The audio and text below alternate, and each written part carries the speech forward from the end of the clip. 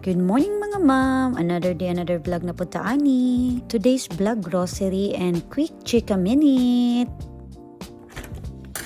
Yan, niabot na gyud akong grocery nga gikan sa Walmart. Convenient yung kayo mga ma'am magpa-deliver, labi na kay lisod mag-grocery na toddler. Dili mihilig og soda mga ma'am, pero nagpalit ko kay hapit na birthday ni Itay. Walay laing bantay ang akong toddler, ako lang ang akong bana, salitan lang ni. So kung kinsa tong walay work, mo turno sa mo bantay. Both mi sa akong bana na ami sa medical field.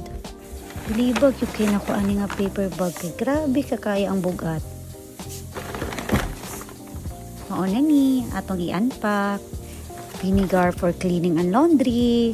Pahumok ni siya labi na sa mga towels. Gagamit po mo ni mga ma'am, comment down below. Yes mga ma'am, gabatol pa si Ethan. Harot na guslot sa kumitkit. Favorite fruits ni Ethan, orange.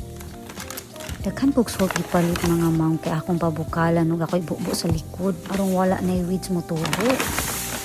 Saging is life pod. Kagwapa sa ilang saging.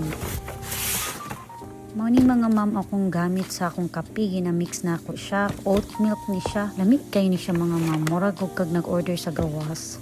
Gulay ni Ethan. Si Ethan, rice is life ni siya. Butangan lang ni mo ini protein nga mga meat. Parisa na day ni mo ini gulay nga gustin aron mahumok. Kaya ana, carrots, squash o cauliflower. Nara mga ma'am, nahuman na tag-unpack. Ako na day ning i-plaster. Salamat sa pagtan-aw. Kita ta ulit sa next vlog. Ingat!